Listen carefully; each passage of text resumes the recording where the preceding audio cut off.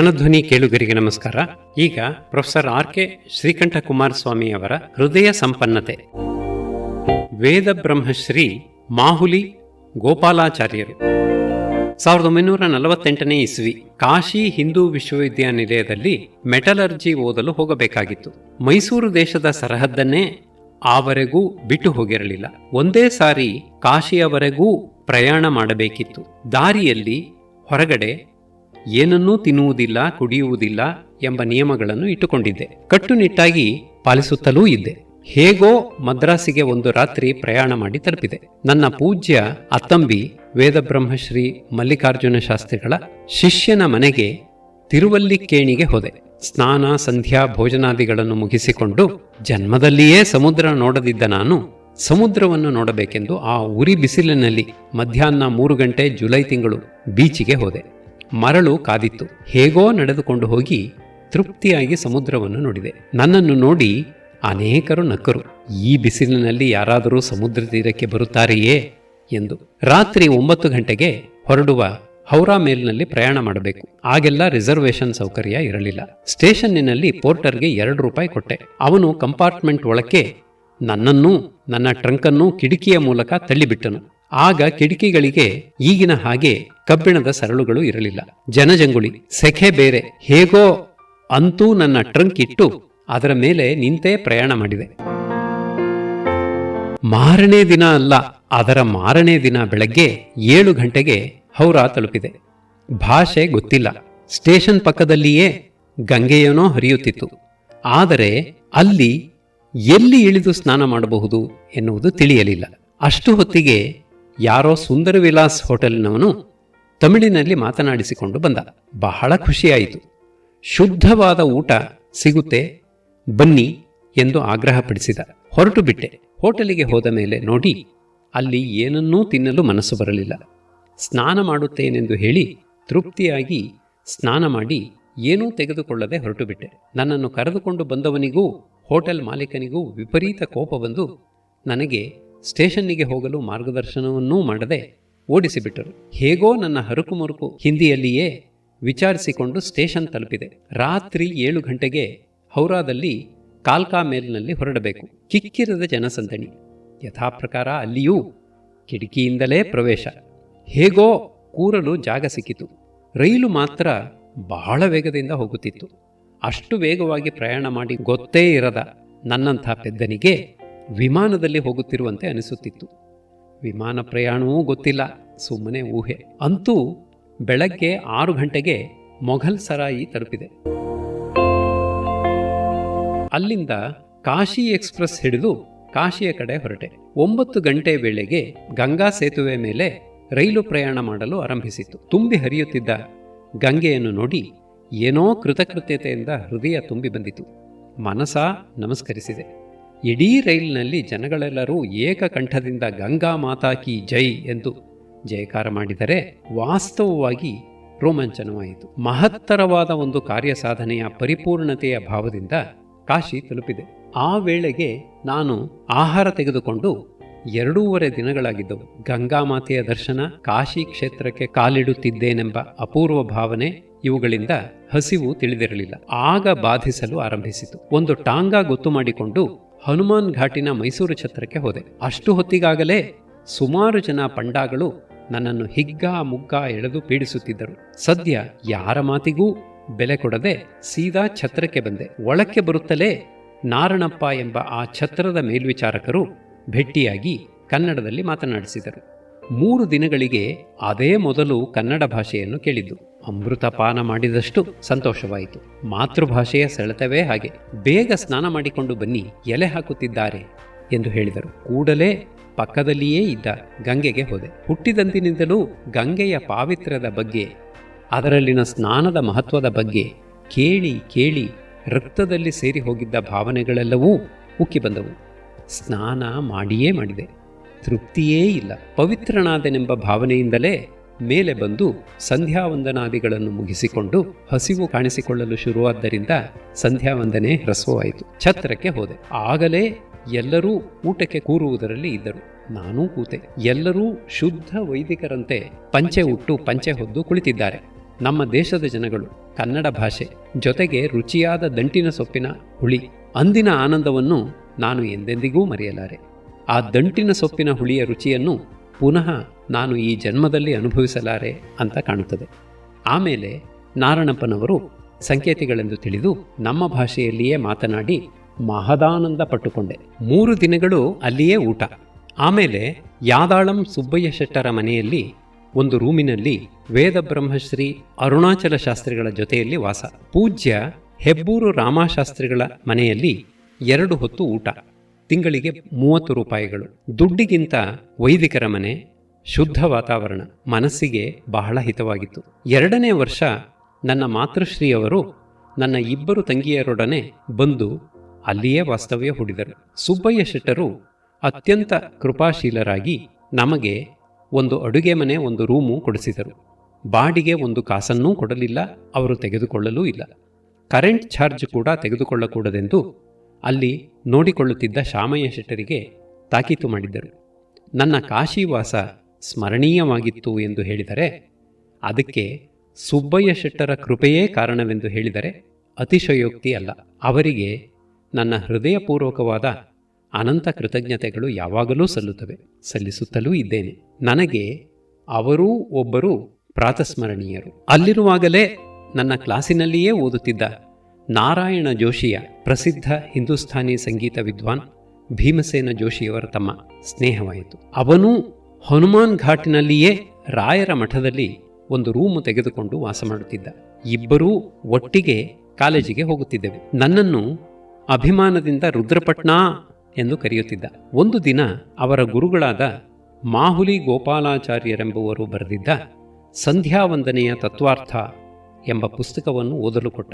ಬಹಳ ಚೆನ್ನಾಗಿತ್ತು. ಅವನ ಹತ್ತಿರ ಹೇಳಿದಾಗ, ಏ ರುದ್ರಪಟ್ನ, ಏನು ಬರೀ ಬೂದಿ ಬಡುಕರು ಮಾತ್ರ ಪುಸ್ತಕ ಬರೀತಾರೆ ಅಂತ ತಿಳ್ಕೊಂಡೀರೇನೋ? ನಮ್ಮ ಆಚಾರ್ಯರು ಏನಂತ ತಿಳ್ಕೊಂಡೀರಿ ಎಂದು ಛೇಡಿಸಿದ. ಆಚಾರ್ಯರು ಸದ್ಯದಲ್ಲಿಯೇ ಕಾಶಿಗೆ ಬರುತ್ತಾರೆಂದು, ಅಲ್ಲಿಯೇ ಉತ್ತರಾದಿ ಮಠದಲ್ಲಿಯೇ ತಂಗುತ್ತಾರೆಂದು ತಿಳಿಯಿತು. ನಾರಾಯಣನಿಗೆ ಆಚಾರ್ಯರು ಬಂದರೆ ಹೋಗಿ ಅವರ ದರ್ಶನ ಮಾಡಬೇಕು, ನಮಸ್ಕರಿಸಬೇಕು ಎಂದು ಹೇಳಿದೆ. ಅದಕ್ಕೆ ಅವನು, ಹೇ ಬಿಡ್ರಿ, ನಿಮ್ಮನ್ನು ನೋಡಿದರೆ ಆಚಾರ್ಯರು ಸ್ನಾನ ಮಾಡ್ತಾರ್ರಿ, ಹುಷಾರಾಗಿರ್ರಪ್ಪ ಎಂದು ತಮಾಷೆ ಮಾಡಿದ. ನಾನು ಅವರು ಸ್ನಾನನಾದರೂ ಮಾಡಲಿ, ಪ್ರಾಯಶ್ಚಿತ್ತವನ್ನಾದರೂ ಮಾಡಿಕೊಳ್ಳಲಿ, ನಾನಂತೂ ಅವರ ದರ್ಶನ ಮಾಡಿಯೇ ಮಾಡುತ್ತೇನೆ ಎಂದು ಹೇಳಿದೆ.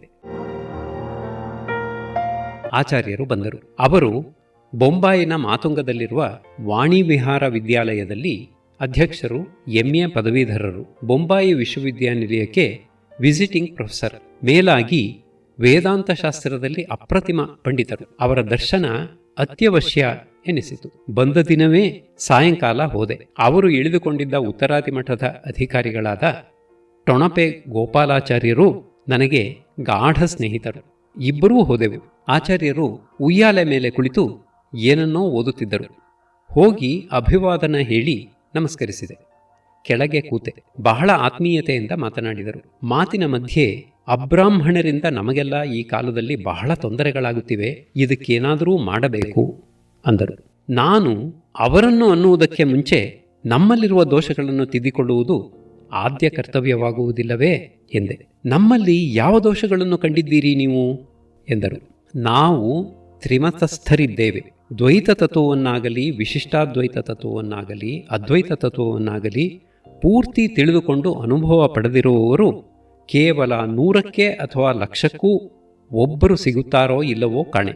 ಆದರೆ ನಮ್ಮ ವೇದ ಸೂತ್ರಗಳನ್ನು ನೋಡಿದರೆ ತ್ರಿಮತಸ್ಥರಿಗೂ ಒಂದೇ ಇದೆ. ಮಾಧ್ವರಿಗೆ ಬೇರೆ ವೇದ, ಬೇರೆ ಆಶ್ವಲಾಯನ, ಆಪಸ್ತಂಭಾದಿಗಳು, ಅದ್ವೈತಿಗಳಿಗೆ ಬೇರೆ ಎಂಬುದಿಲ್ಲ.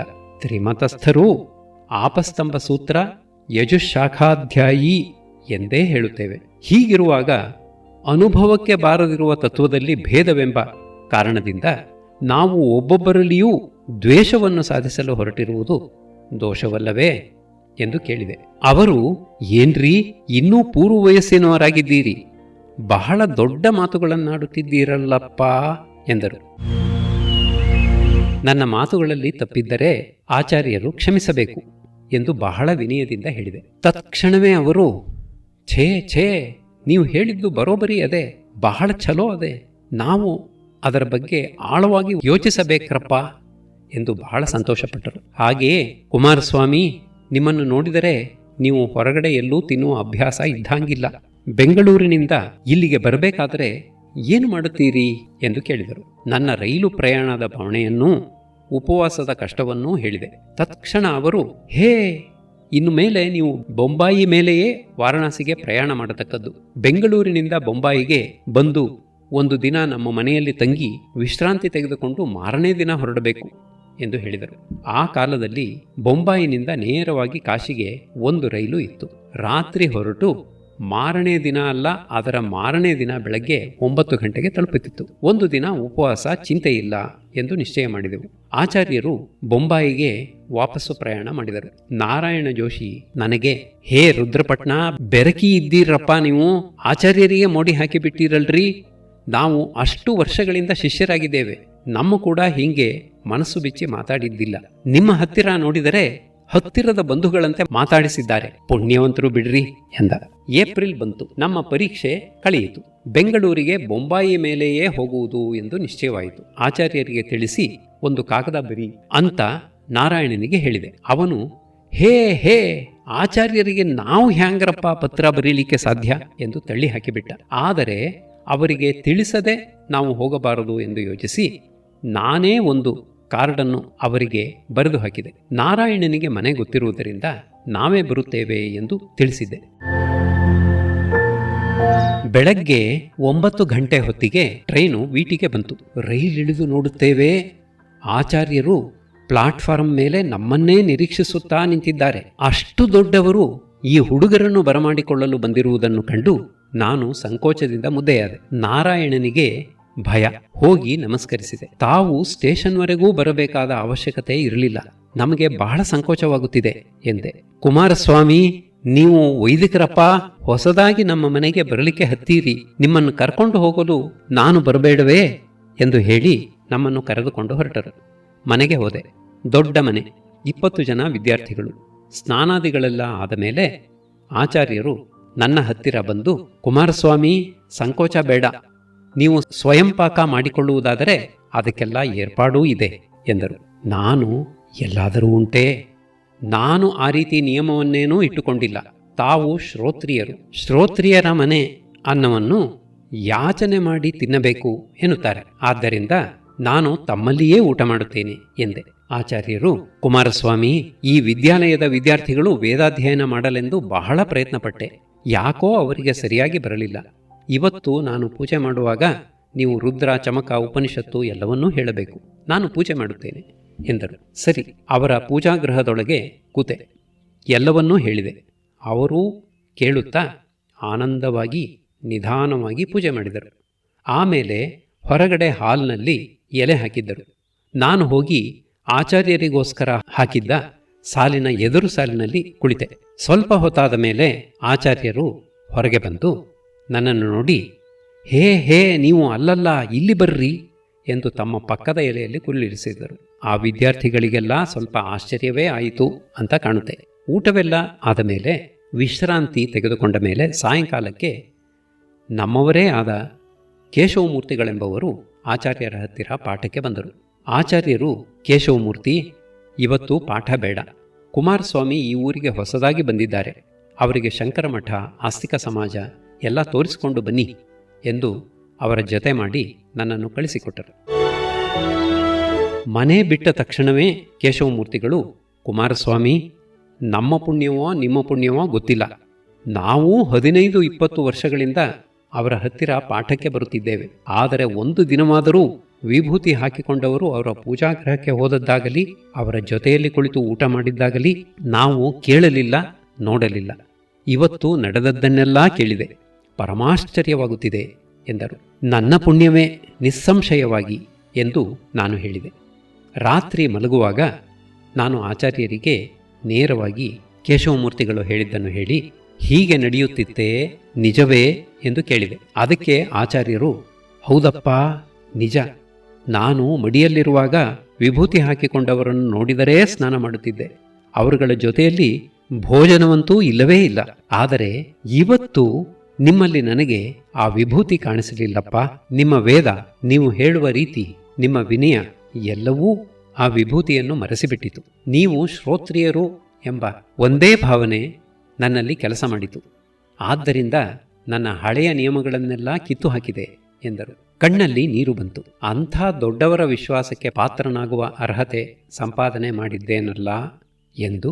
ಹಾಗೆ ಪರಮ ಪವಿತ್ರವಾದ ವೇದವಾಂಗ್ಮಯವು ನಮ್ಮ ದೇಶದಲ್ಲಿ ಐಕಮತ್ಯವನ್ನು ಸಾಧಿಸಬಲ್ಲದು ಎಂಬುದನ್ನು ನೆನೆಸಿಕೊಂಡು ಪ್ರಾತಸ್ಮರಣೀಯರಾದ ಆ ಮಂತ್ರದ್ರಷ್ಟಾರರಾದ ಮಹರ್ಷಿಗಳಿಗೆ ನನ್ನ ಕೃತಜ್ಞತಾಪೂರ್ವಕವಾದ ಸಾಷ್ಟಾಂಗ ನಮಸ್ಕಾರಗಳನ್ನು ಮನಸಾ ಸಲ್ಲಿಸಿದೆ.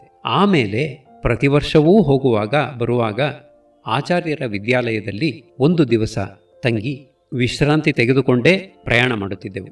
ಮುಂದಿನ ವರ್ಷಗಳಲ್ಲಿ ನನ್ನ ತಾಯಿಯವರೂ ಬರುತ್ತಿದ್ದರು. ಆದರೆ ಅವರ ಮನೆಯಲ್ಲಿ ಊಟ ಮಾಡುತ್ತಿರಲಿಲ್ಲ. ಆಚಾರ್ಯರು ಸ್ವಲ್ಪವೂ ಬೇಜಾರು ಮಾಡಿಕೊಳ್ಳದೆ ಅವರಿಗೆ ಸ್ವಯಂ ಪಾಕಕ್ಕೆ ಒಲೆ ಮೊದಲುಗೊಂಡು ಸಿದ್ಧ ಮಾಡಿಕೊಡುತ್ತಿದ್ದರು. ನಾನು ಕಾಶಿಯನ್ನು ಬಿಟ್ಟು 10 ವರ್ಷಗಳ ಮೇಲೆ ಬೊಂಬಾಯಿಗೆ ಹೋಗಬೇಕಾದ ಸಂದರ್ಭ ಒದಗಿತು. ಆಗ ಪುನಃ ಕಾಗದ ಬರೆದೆ. ತತ್ಕ್ಷಣವೇ ಉತ್ತರ ಬರೆದು ತಾವು ಊರಿನಲ್ಲಿ ಇಲ್ಲದಿರುವುದಾಗಿಯೂ ನಾನು ಸಂಕೋಚವಿಲ್ಲದೆ ಅವರ ಮನೆಯಲ್ಲಿ ತಂಗಬೇಕೆಂದೂ ಬರೆದಿದ್ದರು. ಹಾಗೇ ಹೋದೆ. ಆಚಾರ್ಯರು ಇರಲಿಲ್ಲ. ಆದರೆ ಅವರ ಶಿಷ್ಯರು ನನ್ನನ್ನು ಬಹಳ ಉಪಚರಿಸಿ ನೋಡಿಕೊಂಡರು. ನನಗೆ ಅವರ ಉಪಚಾರ ನೋಡಿ ಒಂದು ಸಾರಿ ಸ್ವಲ್ಪ ಸಂಕೋಚವೇ ಆಯಿತು. ಇಷ್ಟೆಲ್ಲ ಉಪಚಾರ ನನಗೇನು ಬೇಡ್ರಪ್ಪ ಎಂದು ಹೇಳಿದೆ.